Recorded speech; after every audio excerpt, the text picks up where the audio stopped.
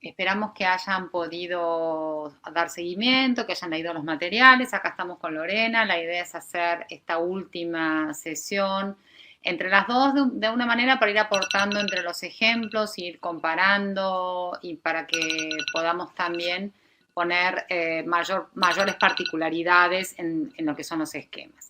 Esta sesión vamos a trabajar, como les decíamos, en introducción en los sistemas de indicadores que están actualmente existentes. Para recordar, tenemos los compromisos en los cuales Argentina tiene que regularmente ir monitoreando. Recuerden que hablábamos fuertemente del caso del protocolo San Salvador y que ustedes vieron también con Lorena todos los indicadores que se han definido. Esos indicadores, en el caso del protocolo de San Salvador, que es el protocolo de derechos sociales del sistema interamericano, son obligatorios. ¿Qué significa?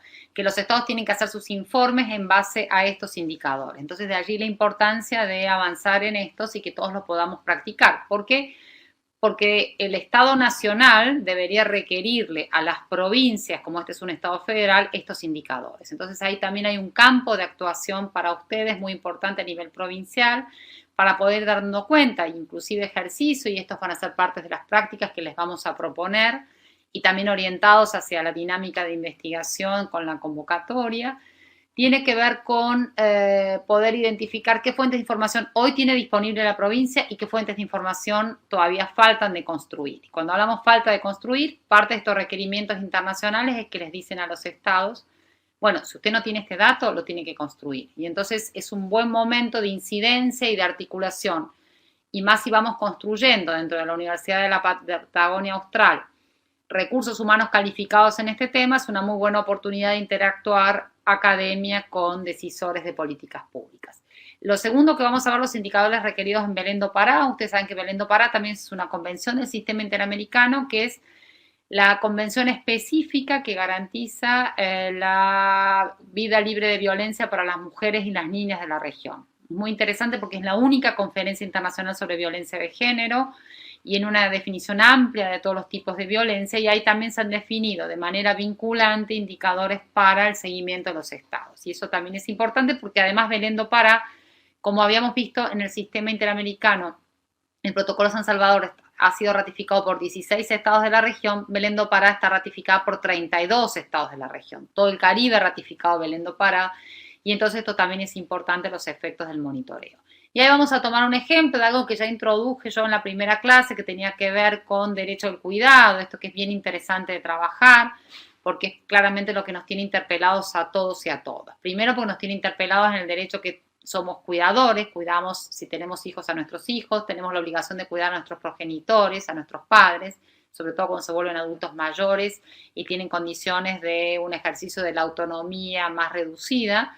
Pero además también tenemos derecho a nuestro autocuidado, y esto también es demandar sobre líneas de qué implica el autocuidado. Entre otros, tener, por ejemplo, el derecho al tiempo libre, esto que es uno de los bienes más desigualmente distribuidos en este momento, el uso del tiempo. Lore nos cuenta la segunda parte que vamos a trabajar.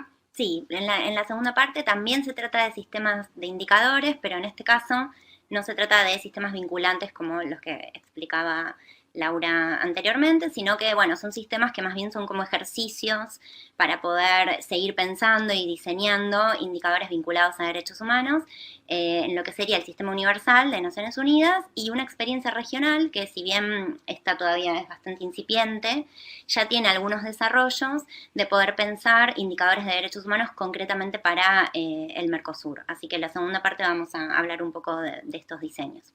Fantástico. Vamos a cerrar con esta nueva agenda, que es la Agenda 2030, que ustedes seguramente han escuchado, ya se introdujo también en el encuentro presencial que tuvimos a fines del año pasado, que es la Agenda 2030 de los Objetivos de Desarrollo Sostenible. Pero vamos a introducirnos en el Protocolo San Salvador. Yo ya les había dicho, en el sistema interamericano, que como les adelanté es el sistema regional de derechos humanos, tenemos la Convención Americana de Derechos Humanos. Esta es nuestra carta de navegación de derechos humanos de la región.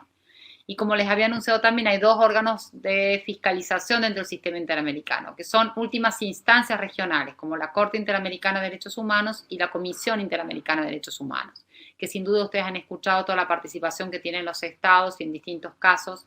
En las épocas de la dictadura fue realmente central la labor de la Comisión para salvar muchas vidas en este continente. Dentro de esa Convención Americana hay un protocolo adicional a la Convención Americana, que es el Protocolo de San Salvador, que se llama así porque fue dictado en 1988, se aprobó en la ciudad de San Salvador, en el estado de El Salvador, en Centroamérica, de allí su nombre, y básicamente está inspirado en lo que es el Protocolo Internacional de Derechos Económicos, Sociales y Culturales de Naciones Unidas, donde garantiza un conjunto de derechos sociales y es nuestro instrumento de derechos sociales en sistema interamericano.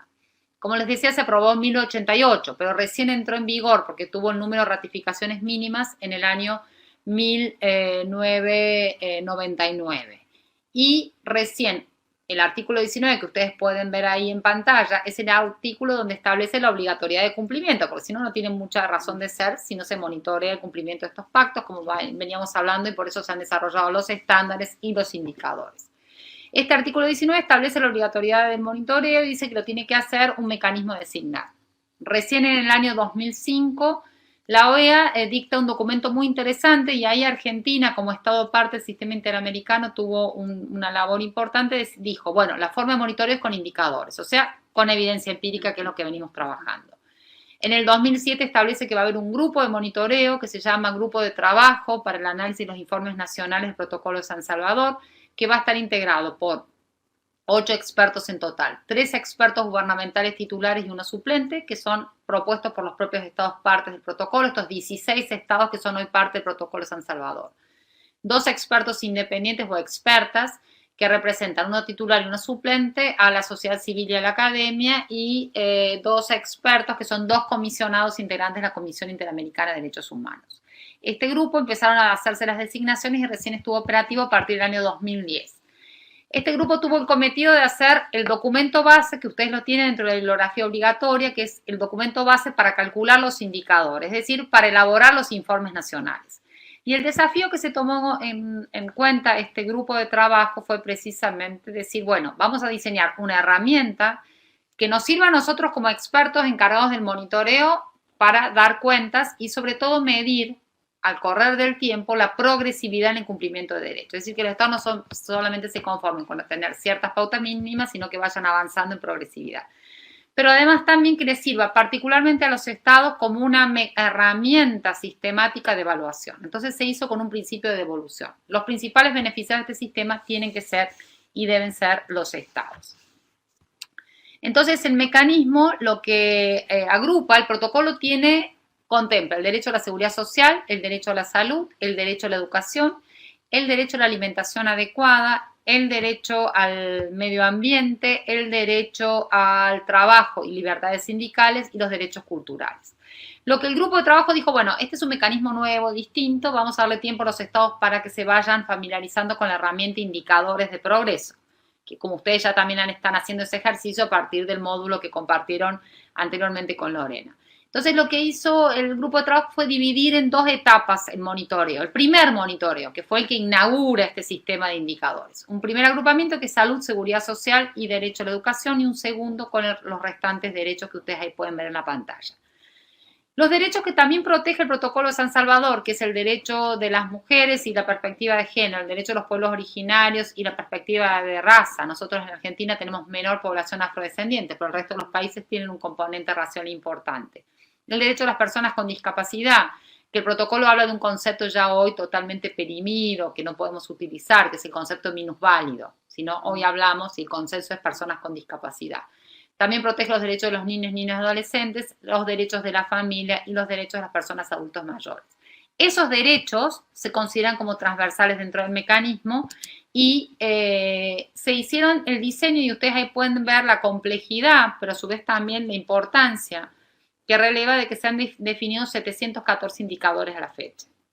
Cuando comparemos con ODS, la Agenda 2030, vamos a ver de que son 200 y pico de indicadores los de ODS y acá tenemos 714.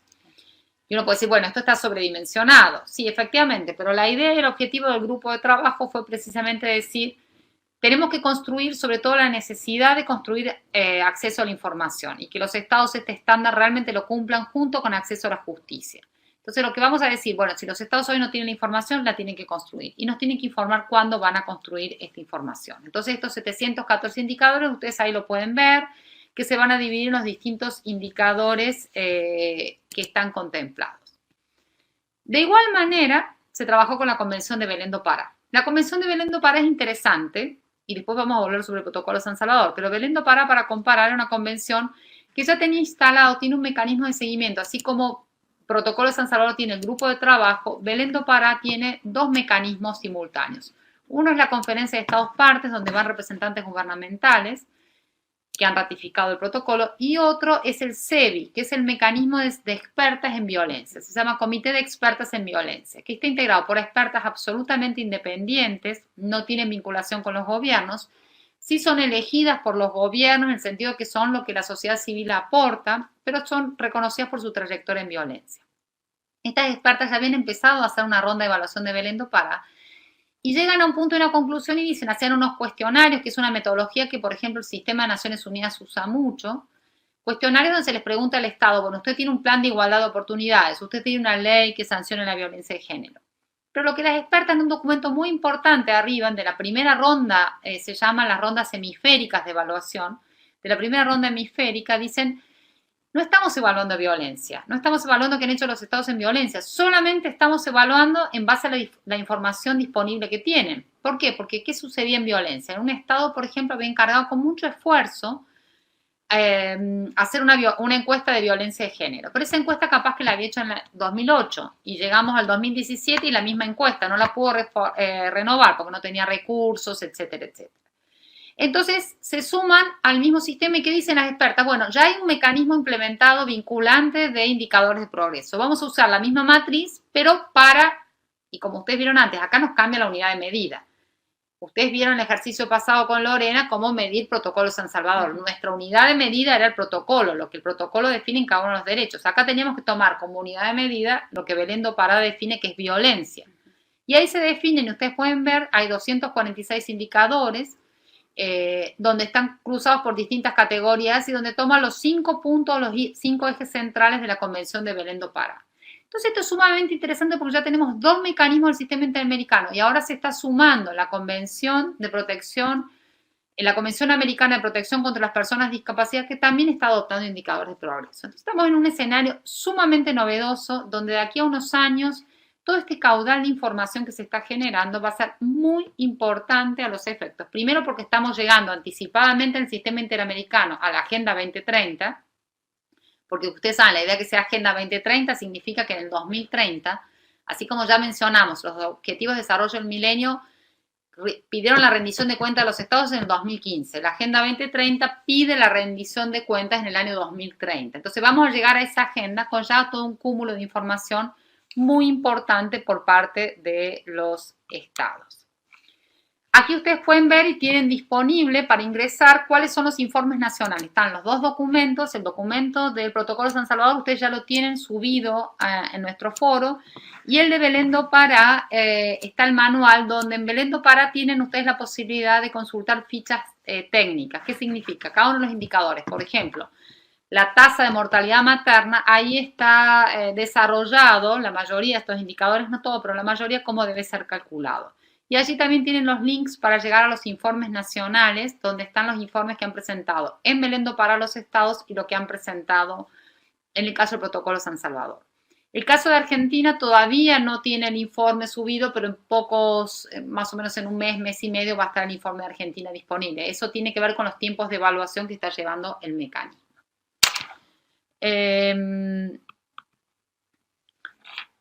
Y en el caso de los indicadores de derecho al cuidado que veníamos hablando, entonces, para cerrar esto, lo que queríamos marcar en relación a los indicadores, y ya se extendió mucho Lorena también anteriormente, y son parte de las ejercitaciones que le estamos pidiendo desarrollar, es muy importante que avanzamos fuertemente en medir derechos. Y esto es un escenario muy importante, porque no es solamente el enfoque de derechos donde le dice a los estados, lo que vimos al principio de este módulo, ustedes tienen que ajustar, no solamente ajustar, tienen que desarrollar, tienen que fundamentar y tienen que evaluar sus políticas conforme a los compromisos de los derechos que ustedes han reconocido y ratificado en sus constituciones, en los pactos internacionales, sino que además tienen que tener sistemáticamente producción de información, y esta información tiene que dar cuenta, porque lo que se establece son líneas de cumplimiento, así como veían líneas de base, de la cual yo empiezo a medir, y esto me permite a mí a la larga medir progresividad.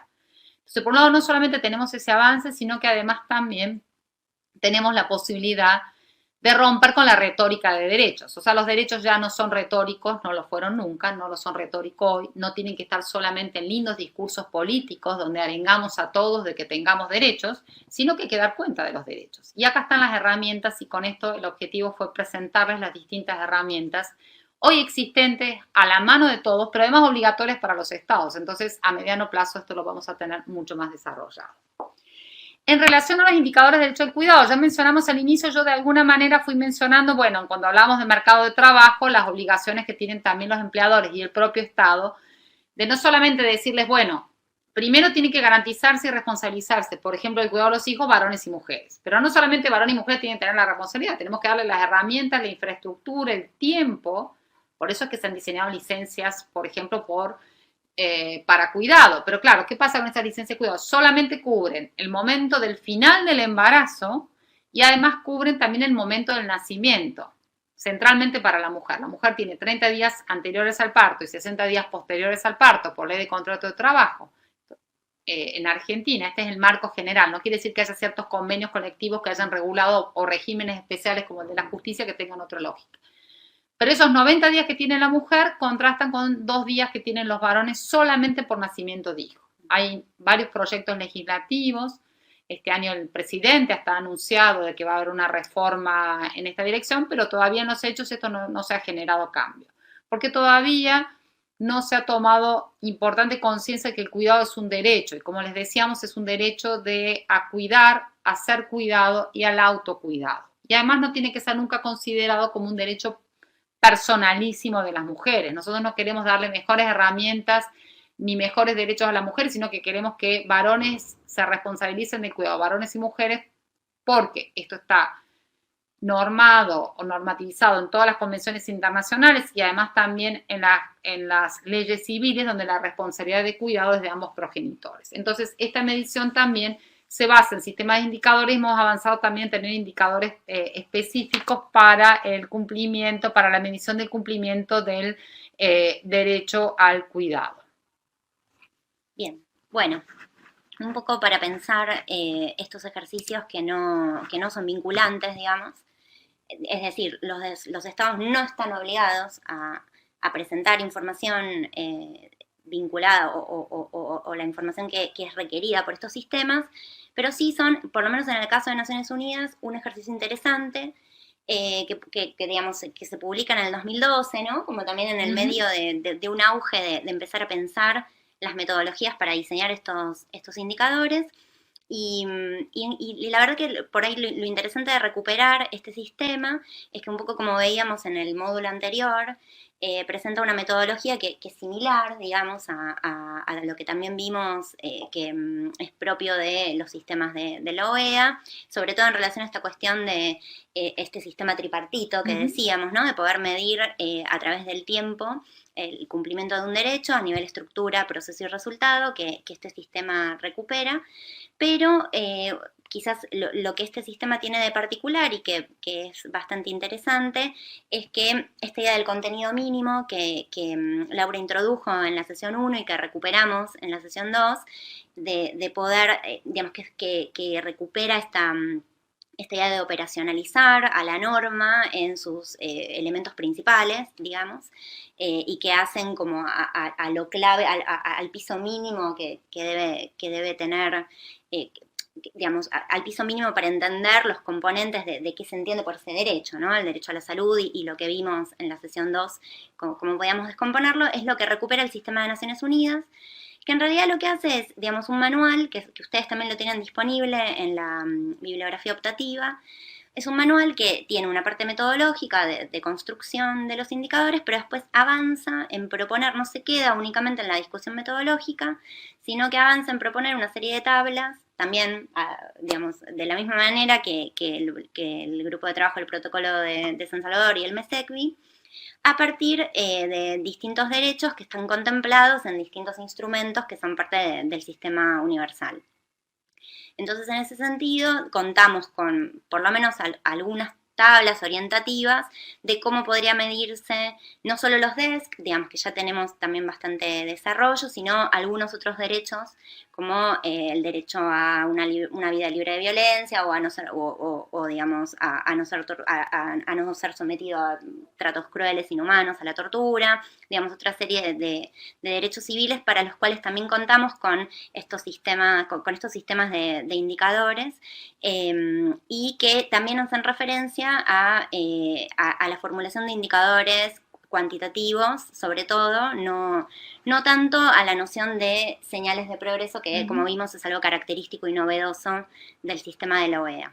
Para el detalle de lo que son estos indicadores contemplados por Naciones Unidas, ustedes tienen el documento, yo no quiero extenderme mucho más, pero sí es un ejemplo interesante para los ejercicios incluso que tienen que hacer de formulación.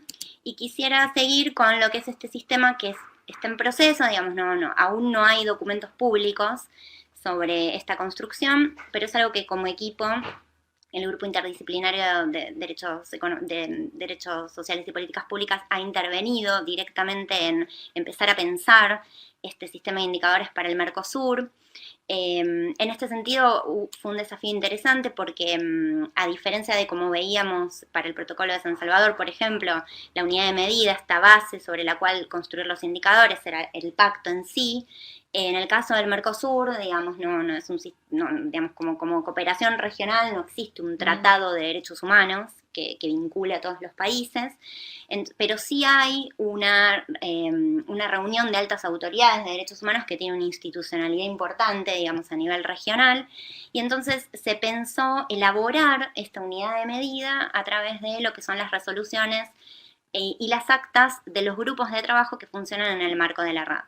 Entonces, lo que hicimos fue hacer un cruce de información entre esta base conceptual y delimitar cuáles son los derechos que están contemplados en estos conjuntos documentales y así poder avanzar en este, muy entre comillas, no tratado, pero digamos, unidad de medida base conceptual para el Mercosur. A partir de ahí se establecieron algunos ejes y dimensiones, se tomó el modelo de la OEA porque realmente fue clave para poder empezar a pensar estas cuestiones y se evaluó que no hay otros desarrollos metodológicos que sean superadores de estas ideas que ya compartimos.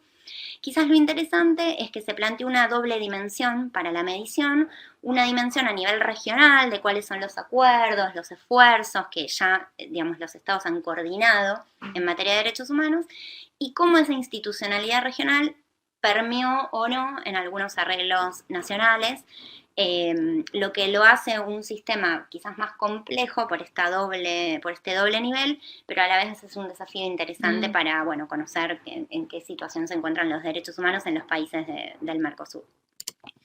Bien, pasamos a los ODS. Sí, los ODS, como les veníamos anticipando, esta es una de las agendas más importantes, una agenda donde Argentina tiene, porque quizás una diferencia con los indicadores del protocolo de San Salvador o de Belén do Pará, que esas están más ligados al monitoreo directo de cumplimiento. Esta agenda interpela las políticas públicas, entonces es una agenda que Naciones Unidas está bajando, como se dice generalmente en la jerga, hacia todos los sistemas. Entonces acá lo que podemos ver, y ustedes pueden ver en la gráfica, es la vinculación de cómo se pueden interrelacionar, y esto es importante, la agenda ODS, que esta vez avanza. Objetivos de Desarrollo del Milenio eran 8, la agenda ODS son 17 objetivos más amplios con distintas funciones. Por ejemplo, vemos que tiene el objetivo 5, que es el objetivo de igualdad de género. Ese objetivo 5 lo tenemos en vinculación, donde tenemos en el campo de derechos humanos la CEDAW, que es la Convención contra la Discriminación de la Mujer, su protocolo facultativo, y también tenemos la Convención de Belén do Pará. Yo ya les había mencionado, por ejemplo, el caso del objetivo del ODS 3, que es la cobertura universal de salud. Bueno, ahí tenemos el Pacto Internacional de Derechos Económicos, Sociales y Culturales, el artículo 12 y el protocolo San Salvador.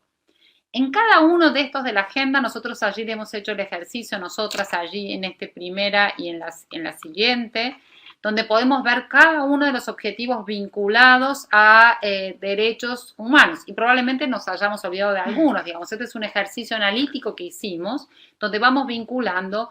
Y en la medida, y ustedes saben que esta es una agenda en construcción, y por eso es importante, y le estamos insistiendo tanto, estamos dedicando una sesión a esta agenda, porque son los grandes temas de agenda, donde el Sistema de Naciones Unidas está poniendo recursos, donde las provincias van a tener que rendir cuentas, donde a nivel del Ministerio de Desarrollo Social se ha creado una unidad de seguimiento, pero además hay iniciativas que ya les va a contar Lorena que están llevando, por ejemplo, adelante las Defensorías del Pueblo.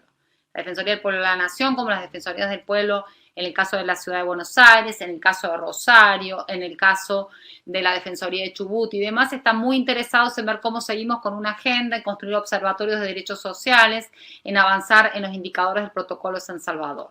Entonces es un ejercicio que seguramente nos va a resultar a todos, nos van a compartirlos ustedes los datos que vayan encontrando. Es importante pensar las metas, en las metas se va bajando los ODS, por eso tenemos estas metas que van incorporando otros indicadores, otros datos. Hay metas que es probable que ustedes cuestionen, que no puede ser que uno no esté en la pobreza si consume menos de $1 por día, digamos, lo que se ha establecido como una meta que es casi irrisorio, si uno con $1 al día se supone que no está en condiciones de pobreza. 20, 21 pesos, 19 pesos en cómo está el dólar, imagínense que ningún adulto mayor puede estar con esto satisfecho, ningún tipo de necesidad con ese estándar. Sin duda, como nos está diciendo, es un estándar muy de contenido mínimo para abajo. Lo que estamos marcando con esto, y ahora Lorena se va a tener en algunos autores que también trabaja, uno de los primeros autores que elabora, y por eso cuando en la primera sesión hablábamos mucho del corpus de derechos humanos, de la labor de los relatores especiales de Naciones Unidas, tiene que ver con el relator para el derecho a la salud que fue Paul Hunt. Y él decía, no tenemos alternativa a los indicadores, pero ojo con endiosarlos. O sea, esto es una herramienta muy útil, pero es una herramienta. Lo mismo que los derechos ya dijimos, no nos van a resolver ni mejorar las políticas públicas, pero no podemos no tener un marco de derechos. Bien. Bueno, y como les adelantaba Laura, nos parecía que, bueno, tenía sentido mostrarles un trabajo que venimos realizando también desde el equipo con la Defensoría del Pueblo de la Ciudad de Buenos Aires en relación con el seguimiento de la adecuación de la Agenda 2030 a lo que es el trabajo de la Ciudad de Buenos Aires en materia de políticas públicas de desarrollo, digamos. Esto es interesante porque, digamos, ustedes saben que la Agenda 2030 es una agenda global que tiene distintos niveles de adecuación, un nivel de adecuación nacional, digamos, y los estados van a ser responsables de producir información en ese nivel, pero también hay una propuesta de desagregación a nivel de lo que sería, por lo menos en el caso argentino, provincial. Eso variará según la estructura de cada estado. Y entonces ya el Poder Ejecutivo se encuentra trabajando en estos procesos que llaman procesos de adecuación de la agenda, con mayor o nivel de avance realmente. En el caso de la Ciudad de Buenos Aires, lo que nosotros notamos, empezamos a trabajar en esto el año pasado, es que supuestamente había un nivel de avance de una cantidad de metas seleccionadas que no parece ser, digamos, parecen estar seleccionadas pero aún no son públicas, digamos. Bueno, ha habido como algunos problemas, pero no, más allá de eso queríamos presentarles como el marco general del trabajo porque, y de hecho les vamos a pedir a ustedes que hagan algo similar en la actividad porque nos parece, bueno, es algo que está en curso, es un compromiso, digamos, y también es una manera interesante de monitorear qué están haciendo los estados provinciales con respecto a esta agenda. Entonces, bueno, concretamente, vuelvo un poquito para atrás, nosotros lo que comenzamos a hacer es un seguimiento de lo que es la oferta programática de la Ciudad de Buenos Aires a partir de una fuente particular, que son las cuentas de inversión, que es como la forma en la que, bueno, es un material algo complicado, pero es, digamos, muestra cómo se invirtió el dinero del presupuesto en determinados programas específicos por jurisdicción de gobierno, es decir, no sé, Ministerio de Desarrollo, Ministerio de Salud, digamos, al nivel de lo que en este caso estamos mirando, que es la Ciudad de Buenos Aires. Y entonces empezamos a mirar la relación entre esos programas que allí aparecían con las metas de los objetivos, con algunos criterios de selección previos, porque no todos, por algo hay una adecuación provincial, no todos corresponden a objetivos que le correspondería a la ciudad de Buenos Aires dar cuenta, qué sé yo, temas más vinculados al agua o el derecho al agua, que son cuestiones que se dirimen a nivel nacional y que no son competencia de la ciudad. Entonces ahí ya hay como una selección previa que hubiera sido ideal contar con la selección del Estado de la Ciudad de Buenos Aires, pero no sucedió, entonces hicimos como un ejercicio analítico previo. Y después lo que hicimos fue relacionar las metas de ODS con los compromisos de gobierno, porque, digamos, el gobierno de la Ciudad de Buenos Aires cada año renueva una serie de compromisos a nivel público. Hay una plataforma web donde van mostrando el nivel de satisfacción de esos compromisos en esta idea de progresividad, justamente. Y es el único lugar a nivel público donde se ha realizado una relación directa entre compromiso de gobierno A con meta de ODS B. Entonces es el único espacio donde a nivel público la Ciudad de Buenos Aires ha expresado la relación entre un programa o una política pública con un ODS. Entonces hicimos un doble, digamos, nivel de análisis. Un primer nivel de análisis donde lo que hicimos fue, bueno, estos cuadros lo sintetizan un poco, relacionar lo que sería la meta, por ejemplo, del Objetivo de Desarrollo 16, que tiene que ver con lograr un mundo equitativo y de paz y de justicia social y demás, con algunos programas vinculados a lo que tiene que ver con la asistencia jurídica, la protección de víctimas, que es lo que podíamos ver de la descripción de los programas más relacionado con lo que estas metas establecían, digamos.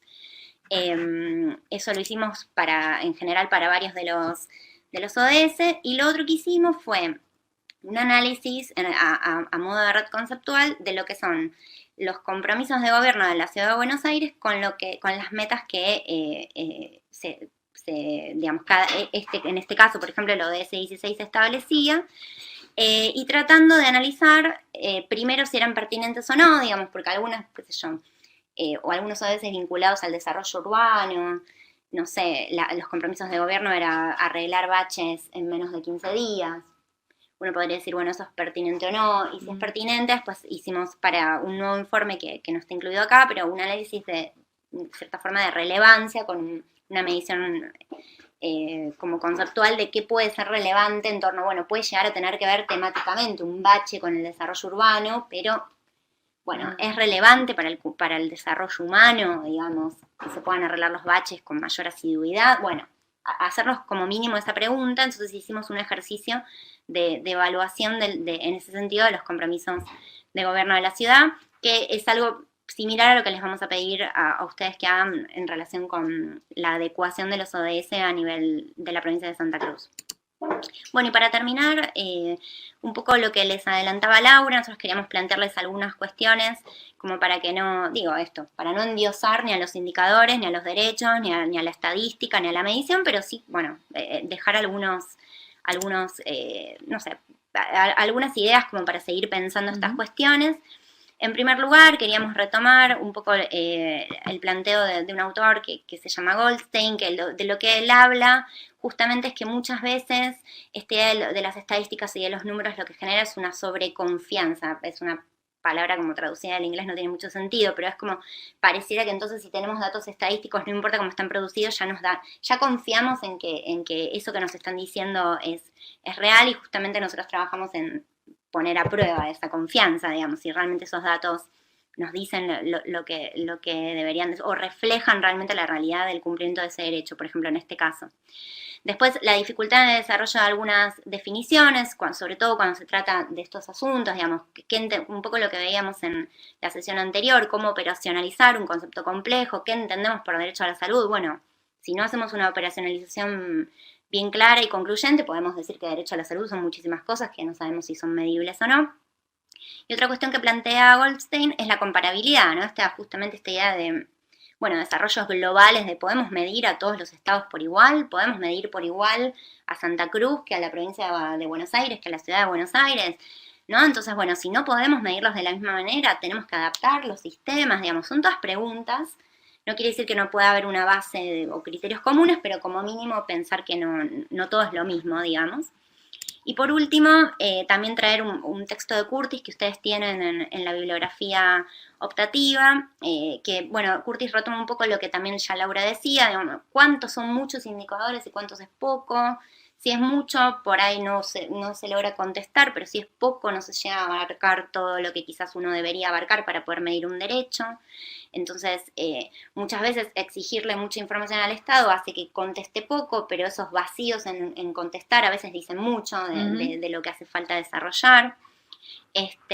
Bueno, un poco lo que dice Curtis, de que a veces los indicadores de resultado, al ser, bueno, estos indicadores cuantitativos que veíamos más sociodemográficos, bueno, muchas veces no nos terminan de decir todo en relación con lo que podrían ser las políticas públicas tendientes a la satisfacción de un derecho. Entonces, bueno, tampoco quedarnos con esto de que la tasa de mortalidad nos dice algo sobre no sé, el derecho a la salud. Entonces, bueno, traerles estas ideas como para seguir discutiendo. En el caso del sistema del protocolo San Salvador, que ustedes recuerdan que anteriormente teníamos los links donde ustedes pueden entregar los informes, es interesante ver de que hay 2 momentos de cumplimiento. Hay un primer informe que, como les dije, que contaba con derecho a la salud, a la seguridad social y a la educación. De los 16 estados que han ratificado, o sea, que tienen obligación de presentar el informe, 13 ya han entregado su informe, de los cuales hay 7 que están evaluados, 5 que se está entregando próxima a la evaluación, y esto hasta que no termina todo el proceso de evaluación no se sube a la web, que es el link que usted tiene disponible. Y el segundo agrupamiento, donde tiene derecho al trabajo, derecho a la seguridad social, donde Argentina todavía no ha presentado su informe, ahí tenemos una demora mayor. La obligatoriedad de los estados era en diciembre del 2016 que tenían que presentar el informe y todavía nos faltan informes. Ustedes ahí en cuadrito pueden ver los países que todavía falta y los países también que faltan ratificar este importante instrumento de derechos humanos. Con esto damos por terminada esta primera parte, este taller. Vamos a seguir, todavía faltan otras etapas de lo que nos hemos propuesto conversar con ustedes, seguir avanzando, estimularlos para la línea y para la planificación de lo que va a ser la convocatoria de investigación. Ojalá los ejercicios prácticos que están teniendo y a medida que los vamos recibiendo, vamos también comprobando el estímulo, el interés. Ambas estamos como muy a disposición de poder apoyar a las iniciativas que tengan desde la universidad, desde las distintas sedes regionales de la universidad, para que ojalá esta pasión que nosotras tenemos sobre la investigación pensada en clave de derechos, en clave de género, en clave de avanzar sobre los marcos desiguales y promover marcos precisamente igualitarios, donde no solamente las desigualdades vinculadas a género, sino también las desigualdades económicas, educativas y además también las desigualdades territoriales, y donde efectivamente podamos contribuir a que este Estado, y por eso también esta invitación que le hemos hecho a lo largo de todo este taller, requerimos tener información de lo que pasa en las provincias. Hay pocos datos a nivel nacional, pero todavía casi no hay datos y seguramente ustedes también son actores tan sufrientes como nosotros de la falta de información. Pero requerimos obligar a los estados provinciales que produzcan información y ojalá esta información, por eso hablamos de la necesidad de la comparabilidad. Si bien no tenemos y no son totalmente comparables, sin duda la provincia de Buenos Aires no es comparable con la provincia de Santa Cruz, sin embargo, si vamos diseñando las mismas metodologías, las mismas herramientas confiables, los mismos indicadores y fortalecemos e institucionalizamos institutos de estadística, pero no solamente la responsabilidad la tienen los poderes ejecutivos, la universidad tiene una enorme responsabilidad en producir información que se difunda. Tenemos prácticas muy asociadas a que no nos leemos entre colegas, no sabemos lo que hace quien está en la oficina de al lado y si lo sabemos, por las dudas descalificamos antes de comenzar a analizarlo. No hay marcos perfectos, no hay únicas investigaciones, no hay únicas prácticas en todo. Hay un conjunto de esfuerzos importantes que es bueno también contextualizarlos, bajar un poco el nivel de crítica, bajar un poco el nivel de límites. Muchas veces estamos acostumbrados a lo que hacen muchos nuestros gobernantes. El primer límite dice no tengo financiamiento y muchas acciones no requieren mucho financiamiento. Es cierto, yo enfaticé fuertemente, bueno, requerimos siempre presupuesto porque si no, no vamos a poder seguir adelante. Pero también se requiere muchas veces voluntad política. Y la voluntad política también se construye desde la academia. En la academia necesitamos tener voluntad política de construir, de seguir adelante. Hay muchos temas de agenda en la región. Nosotros les planteamos la Agenda 2030, la Agenda de Indicadores, la Agenda del Sistema Interamericano. Son agendas en las cuales ustedes claramente pueden adoptarlas, adaptarlas y con esto generar también líneas de investigación que se requieren fuertemente. Así que agradecerles de nuestra parte. Ojalá lo hayan disfrutado tanto como nosotras. Nosotros estamos estimulados con la lectura de lo que nos van mandando. Traten de leer todo el material porque creo que ilustra. Nosotros tenemos un momento que compartimos con ustedes, pero lo demás es como toda una tarea individual y ojalá también grupal. Cuestión de que lleguen a la convocatoria con muy buenos proyectos y que ojalá se pueda acompañar todo ese proceso. Gracias por mi parte. Muchas gracias, también me sumo a las palabras de Laura. Los materiales están a disposición de ustedes, pero nosotras también, digo, a nivel de los foros, que es lo que ya venimos haciendo, pero digo, para futuras consultas o para pedir quizás necesitan material específico sobre alguna cuestión, también estamos a disposición. Muchas gracias por la oportunidad, un gusto. Hasta la próxima.